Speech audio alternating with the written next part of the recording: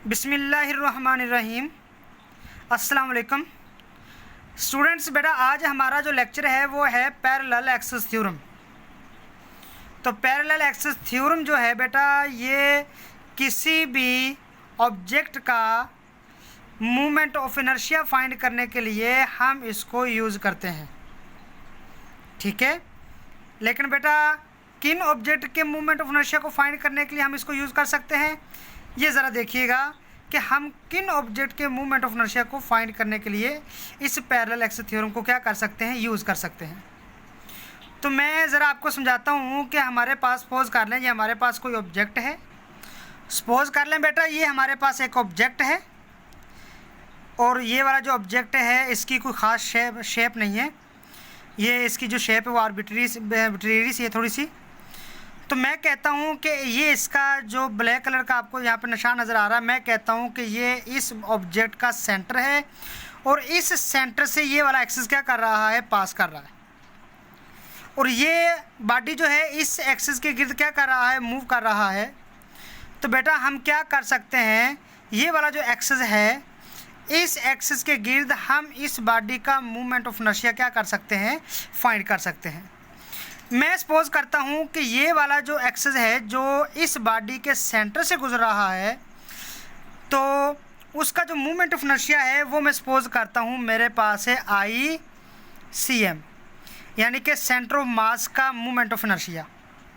लेकिन यहाँ पे हम फाइंड नहीं करना चाहते, हम फाइंड करना चाहते हैं, हम एक और एक्सिस गुजारते हैं इसी ऑब्जेक्ट के में से जो इस एक्सिस के वो पैरेलल होगा। चलो बेटा मैं सपोज करता हूँ कि ये वाला रेड कलर का जो आपको नज़र आ रहा है ये भी एक एक्सिस है जो इस बॉडी के किसी पॉइंट में से पास कर रहा है। हमने इस एक्सिस के गिर्द इसका मूवमेंट ऑफ इनर्शिया निकालना है इस ऑब्जेक्ट का, जो रेड कलर का आपको नज़र आ रहा है, ठीक है। ये वाला जो रेड कलर का आपके पास एक्सिस है इस एक्सिस के गिर्द हमने क्या निकालना है, मूवमेंट ऑफ इनर्शिया निकालना है। इस एक्सिस के गिर्द जो मूवमेंट ऑफ इनर्शिया है उसको बेटा मैं नाम देता हूँ I का। लेकिन याद रखना ये इस एक्सिस के गिर्द हम जो मूवमेंट ऑफ इनर्शिया निकालेंगे वो निकालेंगे पैरेलल एक्सिस थ्योरम की मदद से। अब देखिए पैरेलल एक्सिस थ्योरम क्या कहता है कि इसकी कंडीशनें हैं। पहली कंडीशन क्या है कि एक एक्सिस ऐसा होना चाहिए जो उस बॉडी के सेंटर में से पास कर रहा हो, और दूसरा वो एक्सिस जिसके गिर्द हम मूवमेंट ऑफ इनर्शिया फाइंड करना चाहते हैं वो एक्सिस उस एक्सिस के पैरेलल होना चाहिए जो एक्सिस सेंटर ऑफ मास से क्या कर रहा है, पास कर रहा है, पैरेलल हो। पैरेलल इसलिए बेटा इसको बोलते हैं पैरेलल एक्सिस थ्योरम बोलते हैं, ठीक है। तो हम इस एक्सिस के गिर्द जो आपको रेड कलर का नज़र आ रहा है इसके गिर्द हम मूवमेंट ऑफ इनर्शिया बॉडी का निकाल सकते हैं, किसकी मदद से, पैरेलल एक्सिस थ्योरम की मदद से। अब पैरेलल एक्सिस थ्योरम क्या कहता है, कहता है कि अगर आपने इस एक्सिस के गिर्द मूवमेंट ऑफ इनर्शिया निकालना है जो रेड कलर का है, तो ये वाला जो मूवमेंट ऑफ इनर्शिया होगा बेटा I, ये बराबर होगा, ये वाला जो मूवमेंट ऑफ इनर्शिया ये बराबर होगा किसके, सेंटर ऑफ मास जो है इसके गिर्द जो मूवमेंट ऑफ इनर्शिया उसके प्लस, और किसके, मैं कहता हूँ इस एक्सिस और इस एक्सिस के गिर्द के दरमियान जो फासला है बेटा वो सपोज कर लें D, और ये वाला जो ऑब्जेक्ट है इस ऑब्जेक्ट का मास कितना है, M है।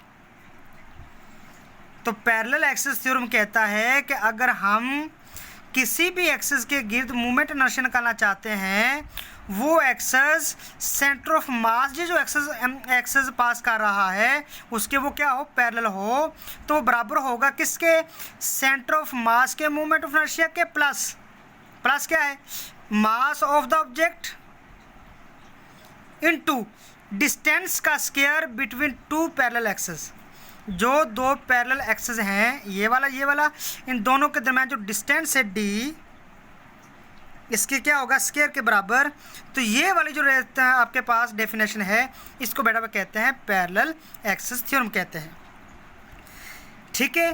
फॉर एग्जांपल ये अगर एक्सिस यहाँ पर है तो तब भी हम इसके गिर्द मूवमेंट ऑफ इनर्शिया निकाल सकते हैं पैरेलल एक्सिस थ्योरम की मदद से। अगर ये एक्सिस यहाँ पर है तो तब भी हम इसका क्या निकाल सकते हैं, मूवमेंट ऑफ इनर्शिया निकाल सकते हैं पैरेलल एक्सिस के थ्योरम के मुताबिक। ठीक है बेटा। तो एक बात और भी पैरेलल एक्सिस थ्योरम कहता है, वो क्या कहता है, कहता है कि सबसे कम जो मूवमेंट ऑफ इनर्शिया होता है वो उस एक्सिस के गिर्द होता है बॉडी का जो उस बॉडी के सेंटर से गुजर रहा है। दोबारा सुने ज़रा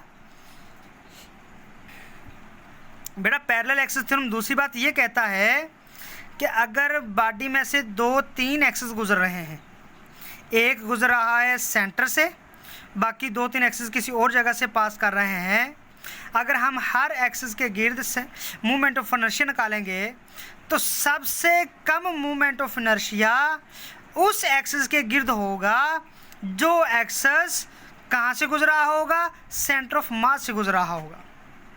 क्लियर बात बेटा ये वाली।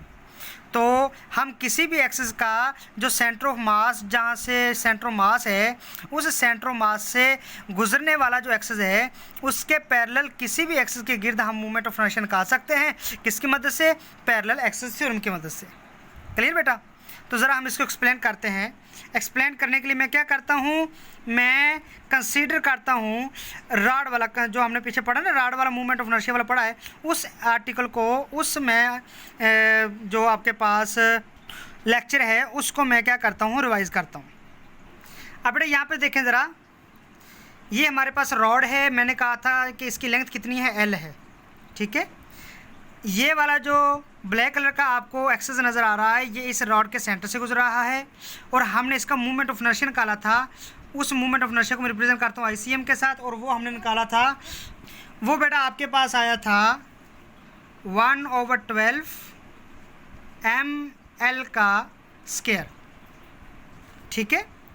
और मैंने आपको असाइनमेंट के तौर पे दिया था कि अगर वो एक्सिस सेंटर के बजाय यहाँ से गुजर रहा हो तो फिर मूवमेंट ऑफ इनर्शिया कितना आएगा। ठीक है बेटा। अगर वो उस फार्मूले के मुताबिक उसी मेथड के ज़रिए निकालें तो वो बेटा इसका मूवमेंट ऑफ इनर्शिया, अगर मैं इसको I से रिप्रेजेंट करूं तो वो बेटा आता है, कितना आता है, वो आपके पास आता है 1/3 ml का स्क्वायर। अगर इस एक्सिस के गिर्द हम मूवमेंट ऑफ इनर्शिया निकालें किस फार्मूले के तहत, उसी फार्मूले के तहत जिस फार्मूले के तहत हमने मूवमेंट ऑफ इनर्शिया निकाला था, किसका, रॉड का, जब एक्सिस सेंटर से गुजर रहा था। अगर हम वही फार्मूला यूज़ करते हुए इस एक्सिस के गिर्द मूवमेंट ऑफ इनर्शिया निकालें बेटा तो वो आता है 1/3 ml का स्क्वायर। ठीक है। लेकिन अगर हम इस एक्सिस के गिर्द, ये वाला जो रेड कलर का आपको नज़र आ रहा है, इसके गिर्द मूवमेंट ऑफ इनर्शिया निकालें पैरेलल एक्सिस थ्योरम की मदद से, तो देखें पैरेलल एक्सिस थ्योरम की मदद से अगर निकालें तो बेटा देखें ये वाला जो एक्सिस है रेड कलर का, इसके गिर्द हम मूवमेंट ऑफ इनर्शिया निकालना चाहते हैं, इसको मैं नाम देता हूँ I का। अब इस एक्सिस और इस एक्सिस के गिर्द जो दरमियान में फासला होगा वो सपोज कर लें वो कितना है, L/2 है। क्यों बोला, टोटल लेंथ L थी और यहाँ से यहाँ तक ये सेंटर से गुजर रहा है, तो यहाँ से यहाँ तक फासला कितना होगा, L होगा, L/2 होगा। और रॉड का मैं मास सपोज कर लेता हूँ, रॉड का मास कितना है, M है। तो बेटा पैरेलल एक्सिस थ्योरम की मदद से देखें क्या बन जाएगा आपके पास, देखें I = centre of mass, movement of inertia ICM। ठीक है। प्लस आपके पास क्या है, mass of the rod M। उसके बाद क्या आता है, दोनों एक्सिस के दरमियान फासला, उसका स्क्वायर, दोनों के दरमियान फासला कितना है, L/2, उसका क्या आ जाएगा, स्क्वायर, L/2 का स्क्वायर आपके पास आ गया। देखिए ICM हमारे पास कितना है, 1/12 ml का स्क्वायर है ये वाला, तो उसकी कीमत पुट करें तो आपके पास आता है I = ICM में आपके पास 1/12 ml का स्क्वायर = अगर बेटा इसको ओपन करें तो देखिए आपके पास आ जाएगा 1/4 प्लस, यहाँ से यहाँ पर प्लस आएगा, ये प्लस का साइन है, जो 2 का स्क्वायर आपके पास आ जाएगा 4, तो साथ आपके पास क्या आ जाएगा, ml का स्क्वायर। इसको मैंने ओपन किया, 4 ये 2 का स्क्वायर 4 आ जाएगा, m वैसे का वैसे, l का स्क्वायर वैसे का वैसे आपके पास आ गया। इसका ज़रा ज़वाब कर लें तो आपके पास आ जाएगा I = बेटा 12, इसका ले लें आप, ज़वाब का ले लें तो ज़वाब का लेंगे, देखिए आपके पास आ जाएगा ml का स्क्वायर वैसे का वैसे प्लस ये 4 है, 12 से डिवाइड होगा 3, तो आपके पास आ जाएगा 3ml का स्क्वायर। तो ये टोटल कितना हो गया, ये 3 है, ये 1 है, तो आपके पास हो जाएगा I is equal to 4ml का स्क्वायर ओवर बेटा आपके पास क्या आ जाएगा 12। अब ये 4 12 से कट गया, 3 आ गया बेटा आपके पास। तो देखें I आपके पास आ गया, I is equal to 1/3ml का स्क्वायर। तो देखें वो एक्सेस जो एंड से पास कर रहा था उसका हमने मूवमेंट ऑफ इनर्शिया निकाला, कितना आ गया 1/3ml का स्क्वायर। तो वैसे मैंने आपको बताया था अगर हम इसका जो पीछे हमने रॉड का मूवमेंट ऑफ इनर्शिया निकाला था उसकी मदद से अगर निकालें तो वो इतना आता है। लेकिन अगर यही मूवमेंट ऑफ इनर्शिया इसका हम इस फार्मूले के मुताबिक निकालें, पैरेलल एक्सेस थ्योरम के मुताबिक निकालें, तो वो भी कितना आता है, इतना ही आता है। ठीक है बेटा, तो इसका मतलब क्या है, पैरेलल एक्सेस थ्योरम की मदद से किसी भी एक्सेस के गिर्द जो सेंटर ऑफ मास से एक्सेस गुजर रहा है उसके पैरेलल एक्सेस पर किसी भी पॉइंट के ऊपर उस एक्सिस के पैरेलल हम मूवमेंट ऑफ इनर्शिया निकाल सकते हैं बड़ा आसानी के साथ। किस फार्मूले की मदद से, किस थ्योरम की मदद से, पैरेलल एक्सेस थ्योरम की मदद से। ठीक हो बेटा, तो ये इसको बेटा बोलते हैं पैरेलल एक्सेस थ्योरम। तो इसका जो बेटा प्रूफ है वो हम इंशाल्लाह नेक्स्ट लेक्चर में करेंगे, तो इसको अच्छे तरीके से ज़रा समझ लीजिएगा। तो ये वाला जो एक्सेस है इसका मूवमेंट ऑफ इनर्शिया आपको मैंने असाइनमेंट के तौर पर दिया था और वो आपने निकाला भी होगा, वो आपने निकाला होगा 1/3ml का स्क्वायर निकाला होगा। ठीक है, लेकिन वही अगर इसी एक्सिस के गिर्द हम मूवमेंट ऑफ इनर्शिया निकालें, किसके गिर्द, किस फार्मूले के मुताबिक, पैरेलल एक्सेस थ्योरम की मदद से, तो बेटा देखें बड़ी आसानी के साथ वो हमारे पास क्या निकला है, उतना ही निकला है जो हमने पीछे असाइनमेंट में काम किया है। तो इसका मतलब क्या है कि अगर सेंटर ऑफ मास में से एक्सिस गुजर रहा है उस एक्सिस के पैरेलल किसी भी एक्सिस के गिर्द अगर मूवमेंट ऑफ इनर्शिया निकालना हो तो हम पैरेलल एक्सेस थ्योरम यूज़ करेंगे, जो कि बहुत आसान थ्योरम है। ठीक है बेटा, तो आज के लेक्चर के लिए इतना ही है, तो प्रूफ हम इंशाल्लाह नेक्स्ट लेक्चर में करेंगे। इसको अच्छे तरीके से बेटा समझ लीजिएगा। ठीक है।